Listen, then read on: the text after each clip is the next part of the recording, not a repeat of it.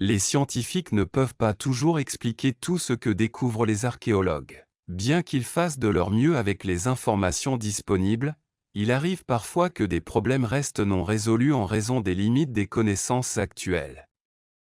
Cette vidéo montrera des exemples de tels inconnus. Numéro 1. Casque grec antique. Tous les anciens guerriers n'ont pas quitté le champ de bataille avec leur casque toujours en leur possession, certains ont été laissés sur place, soit par accident, soit par enterrement. Tous ne sont pas historiquement remarquables, mais ce casque grec en bronze l'est. En effet, il a 2500 ans et a été découvert dans la région russe de Taman, loin de là où un tel objet devrait se trouver. Le seul casque ressemblant à celui-ci qui soit apparu auparavant sur le territoire de l'ex-Union soviétique a été découvert au XIXe siècle près de Kiev. Ce casque de style corinthien ne ressemble à rien de ce qui a été découvert auparavant dans la région nord de la mer Noire. Vous trouverez des représentations de casques comme ceux-ci sur de nombreux vaisseaux grecs ainsi que sur la statue d'Athéna, mais il est beaucoup moins fréquent d'en trouver des exemples réels dans le monde. Il y a encore un débat quant à savoir s'ils étaient utilisés à des fins militaires ou cérémonielles.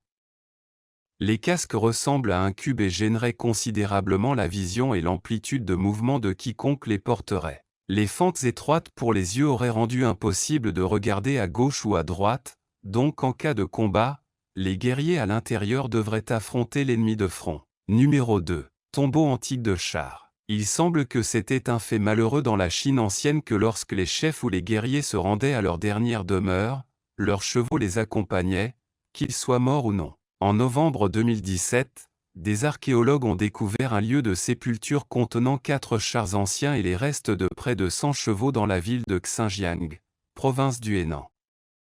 Les chars peuvent être datés de manière fiable de la période du printemps et de l'automne en Chine, il y a environ 2700 ans. L'un des chars est particulièrement impressionnant, mesurant 3 mètres et richement décoré de bronze et d'os. Il s'agit probablement d'un tombeau familial ayant appartenu à l'une des familles nobles de l'État Sheng.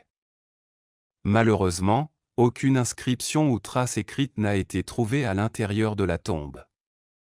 Cependant, ils ont trouvé de nombreux objets en bronze impressionnants qui confirment encore davantage la richesse des propriétaires de la tombe. Curieusement, ils n'ont pu trouver aucun reste humain, même s'ils étaient sûrs qu'il devait y en avoir dans la tombe à un moment donné.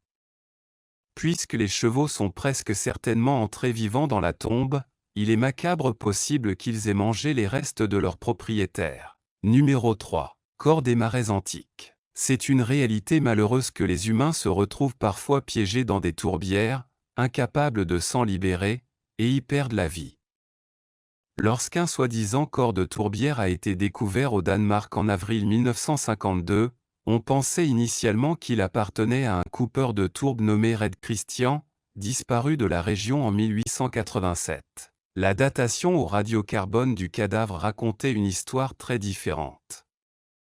Ce corps n'était pas d'un passé récent, il était positivement ancien. Aujourd'hui connu sous le nom d'homme de Grobal, en raison de la proximité de la tourbière avec la ville de Grobal, ce corps bien conservé appartient à un homme décédé il y a plus de 2300 ans, à l'âge du fer. Ce qui déroute les experts à propos du corps, c'est que ses mains ne montrent aucun signe de la rugosité qui viendrait du travail manuel, ce que l'on attend d'un civil de cette époque. Il avait environ 30 ans, mesurait 1,52 m et, d'après le contenu de son estomac, il était peut-être végétarien. Nous considérons le véganisme et le végétarisme comme des tendances de l'ère moderne, mais ils sont peut-être beaucoup plus anciens que nous ne le pensons. Numéro 4. Le mystérieux bracelet en or hittite. Nous commençons par un magnifique bracelet en or découvert accidentellement par un agriculteur alors qu'il labourait son champ dans le village turc de Clé en mars 2022. Le bracelet a environ 3300 ans et est le premier artefact de ce type à être découvert avec des représentations figuratives sur sa surface. De plus, il s'agit du premier bracelet hittite doté d'une lunette elliptique, une forme qui était importante pour les Hittites mais qui n'avait été vue auparavant que sur leur sceau. Nous avons la chance que le bracelet ait survécu à sa rencontre avec du matériel agricole qu'il a laissé bosseler et endommager. Il a déjà fait l'objet de travaux de préservation et de réparation et en subira d'autres avant d'être exposé au musée archéologique de Sorom. Des travaux de réparation suffisants ont été effectués pour déterminer que la figure au centre du relief est la déesse Ishtar, bien que la signification précise de la scène soit inconnue. Les archéologues ont mené des fouilles approfondies dans le champ où le bracelet a été trouvé, mais aucun autre artefact n'a été découvert. La présence du bracelet sur le terrain reste donc inexpliquée. Numéro 5. Appartement dans la Tour Eiffel. La Tour Eiffel est l'un des monuments les plus emblématiques du monde, situé à Paris, en France. Si la plupart des gens connaissent la tour pour son architecture impressionnante et sa vue panoramique sur la ville, peu savent que la Tour Eiffel abrite un petit appartement privé à son 3e niveau. Cet appartement a été construit par Gustave Eiffel lui-même, l'ingénieur qui a conçu la tour, comme un espace personnel et exclusif. C'est une suite avec un salon, une cuisine, une chambre et une salle de bain. Eiffel utilisait cet appartement pour recevoir des invités spéciaux, des scientifiques et des personnalités de son temps. L'inventeur Thomas Edison était l'un des visiteurs les plus célèbres de l'appartement. L'appartement est modestement décoré et conservé tel qu'il était à l'origine, avec des meubles et objets d'époque.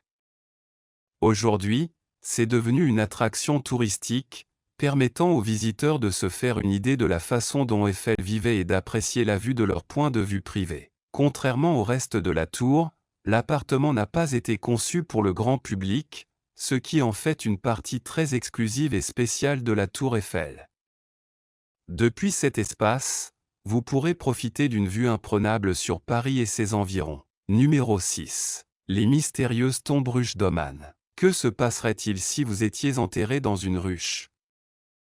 Eh bien, c'était quelque chose de très courant dans les anciennes civilisations du nord-ouest d'Oman, dans les sites archéologiques de Ba, Alain et Al-Kutom. Ces sites regorgent de structures en forme de ruches qui s'élèvent majestueusement au sommet de pics rocheux. En les observant, on pourrait être surpris par leur taille impressionnante, puisque certains d'entre eux peuvent mesurer jusqu'à 20 mètres de long. Cependant, ces constructions n'étaient pas simplement des abris pour de mystérieuses abeilles géantes, mais avaient plutôt un but beaucoup plus particulier et macabre, elles étaient utilisées comme lieu de repos final pour les cadavres humains. C'est vrai, on pense généralement que ces tours sont des tombeaux faits de sable et de briques. La plus ancienne tombe ruche connue à ce jour remonte à 2200 avant JC, elle a été construite à l'époque de Japhet, une ancienne civilisation qui a laissé une marque marquée sur la région. Les chercheurs ont émis l'hypothèse que ces tours pourraient être une preuve que la région était le site de Magan, une région ancienne mentionnée dans des textes anciens. Selon ces théories, Magan était une terre riche en ressources naturelles et prospère en activités. Numéro 7. Le désert noir de Jordanie. Saviez-vous qu'au milieu de la Jordanie se trouve un désert noir appelé Ara Hacham? Ce désert, également connu sous le nom de désert noir, est un morceau fascinant de terre sombre et rocheuse. Elle est située au nord-est du pays, près des frontières avec la Syrie et l'Arabie saoudite. Il s'agit d'une région volcanique unique qui compte plus de 800 volcans, qui s'étendent sur une superficie impressionnante de 50 000 km² dans les 3 pays mentionnés. Son activité volcanique a commencé il y a environ 30 millions d'années, créant un paysage spectaculaire chargé d'histoire géologique. Par ailleurs, il convient de noter que la dernière éruption volcanique dans cette région ne remonte qu'à l'année 1850 en Syrie. C'est vraiment un endroit incroyable pour explorer et en apprendre davantage sur la nature et la géologie. Bien que le climat soit extrêmement chaud et que les volcans puissent être menaçants, cette partie de la Jordanie a été occupée et utilisée par des humains il y a des milliers d'années. En effet, les archéologues ont découvert des dessins sur les rochers de la zone qui peuvent être comparés à la présence de camps, de tombes et d'abris. Ils ont également trouvé certaines inscriptions rupestres écrites en langue safavide, un alphabet couramment utilisé par les personnes vivant en Syrie, en Jordanie et dans la péninsule arabique dans l'Antiquité. Les chercheurs pensaient que les habitants de la région étaient pour la plupart des nomades. Numéro 8. L'énigme de l'ancienne ville d'Ashkelon. L'ancienne ville d'Ashkelon, en Israël, s'est révélé être un riche terrain de chasse pour les archéologues au fil des années, comme l'a démontré une nouvelle fois en avril 2013. À cette occasion, 2 objets remarquables ont été découverts sur le site par une équipe d'archéologues du Autorité israélienne des Antiquités. Ils ont découvert un immense pressoir ancien et une minuscule maquette en céramique d'une église. On pense que les 2 objets datent du début de l'ère byzantine des VE et VIe siècle. Le pressoir est impressionnant, couvrant une superficie de plus de 300 pieds carrés, et comprend une plateforme pour fouler les raisins, un lit de pressage et 3 récipients en céramique pour recueillir le vin. Il s'agit de l'une des découvertes les plus grandes et les mieux conservées de ce type. Cependant, la petite église est considérée comme encore plus rare. Il a été trouvé près du pressoir, il pourrait donc avoir été laissé tomber par quelqu'un en train de faire du vin. Il a une poignée en forme de boucle au plafond, ce qui amène les experts à croire qu'il était soit accroché à un mur, soit suspendu à des vêtements. On pense également qu'à un moment donné, une lampe à huile y a été insérée, projetant des ombres en forme de croix sur les murs du bâtiment où elle était placée. Numéro 9. Le fragile navire vieux de 1300 ans en France. Les scientifiques se sont lancés dans une course contre la montre pour sauver notre prochaine découverte depuis qu'ils l'ont trouvé. Il s'agit d'un navire vieux de 1300 ans trouvé en France, d'une conception exceptionnellement rare. Le navire pourrait être d'une importance capitale pour les historiens et les chercheurs, mais il ne durera peut-être pas assez longtemps dans son état actuel pour qu'ils puissent l'examiner. Les poutres en chêne, en châtaignier et en pin du navire naufragé sont si délicates qu'il faut les asperger d'eau toutes les 30 minutes pour éviter qu'elles ne se désintègrent. Le bateau de 40 mètres de long a été retrouvé sur les rives de la Garonne, dans le sud-ouest de la France, début 2022, mais les matériaux de construction à partir desquels il est fabriqué n'avaient pas été touchés par l'air ou la lumière depuis le jour de sa fabrication, ce qui a provoqué une catastrophe, les rendant extrêmement vulnérables. La datation au radiocarbone indique que le navire a coulé entre 687 et 720 après JC et qu'il est remarquablement avancé d'après ce que nous savons de l'architecture navale française du Moyen Âge. Il aurait pu s'agir du premier navire de ce type ou d'un navire expérimental considéré comme un échec après le naufrage. Si nous ne parvenons pas à stabiliser suffisamment l'épave pour l'examiner correctement, nous ne le saurons peut-être jamais. Numéro 10. Monument Olmec à Teno, Mexique. Nous avons maintenant une découverte notable survenue à Teno, au Mexique, en août 2022. Là, les archéologues ont découvert un ensemble de monuments massifs de la culture Olmec qui comprennent une paire de reliefs sculptés dans le calcaire. Ces reliefs représentent des dirigeants Olmec dans une pose rituelle de contorsionniste qui réduirait les niveaux d'oxygène dans le cerveau et induirait un état de transe. Les Olmecs croyaient que ce processus était divin. Ces représentations sont extrêmement rares, c'est pourquoi les archéologues du pays sont enthousiasmés. Chacun des reliefs est grand, avec un diamètre d'environ 5 pieds, et représente également de grands visages portant des diadèmes et des miroirs avec des croix Olmec en leur centre. Il est difficile de déterminer l'âge exact de ces œuvres d'art anciennes, mais cette partie de Tino, près de la rivière Usumacinta, était un important centre de population des Olmecs pendant la période de formation, il y a environ 2900 ans. Les experts en art ancien sud-américains suggèrent que le style des reliefs pourrait avoir été influencé par les premiers Mayas, bien que cette affirmation soit controversée et qu'il n'y ait pas encore suffisamment de preuves pour l'étayer.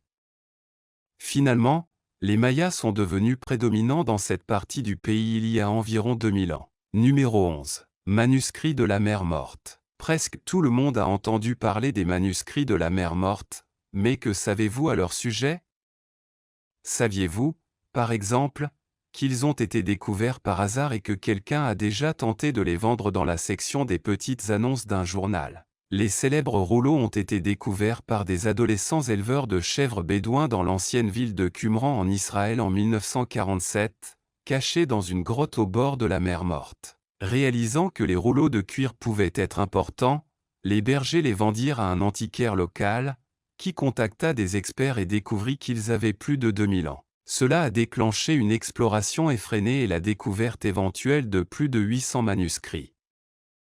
La collection a été divisée et vendue dans le monde entier, notamment via une publicité de 1954 dans le Wall Street Journal. Les origines des textes sont mystérieuses, mais on pense qu'ils ont été écrits par une secte juive fervente connue sous le nom d'Esséniens il y a environ 2100 ans. Ils contiennent ce qui est considéré comme le plus ancien manuscrit connu de l'Ancien Testament, comprenant des écrits qui n'apparaissent pas dans la version officielle du livre. De manière alléchante, l'un des rouleaux est écrit en plaques de cuivre et semble détailler l'emplacement d'un énorme trésor ancien, que les chasseurs de trésors recherchent encore aujourd'hui. Numéro 12. Les 16 mains. En Égypte, l'équipe de fouilles a découvert 16 mains humaines enterrées dans 4 fosses distinctes, mais ce n'est pas le plus étrange, ce sont toutes des mains droites, il n'y a pas de main gauche. Selon les experts, il s'agit de la première preuve physique d'une pratique ancienne selon laquelle les soldats coupaient la main droite de leurs ennemis et l'échangeaient contre de l'or. Les deux puits trouvés devant ce que l'on pense être une salle du trône contenaient chacun une main, tandis que les 2 autres puits contenaient les 14 mains droites restantes.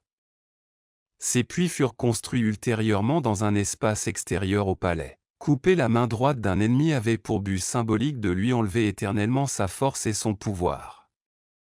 Le directeur des fouilles d'Avarie, le docteur Manfred Bietak, a expliqué que la main droite avait été choisie spécifiquement pour faciliter le décompte des victimes. On pense que ce sont les Hyksos, qui régnaient sur l'Égypte entre le XVIe et le XVIIe siècle avant J.C., qui ont introduit cette pratique. Cependant, aucune trace de cette pratique n'a été trouvée chez les Hyksos au nord de Canaan, il est donc incertain si les Hyksos l'ont prise aux Égyptiens ou vice-versa, ou si elle est originaire d'ailleurs. La découverte de ces mains est effrayante et offre un aperçu du monde antique de guerre et de violence. Numéro 13. Bouclier d'écorce de l'âge du fer. En 2015, les archéologues ont fait une découverte considérée comme unique dans l'histoire européenne.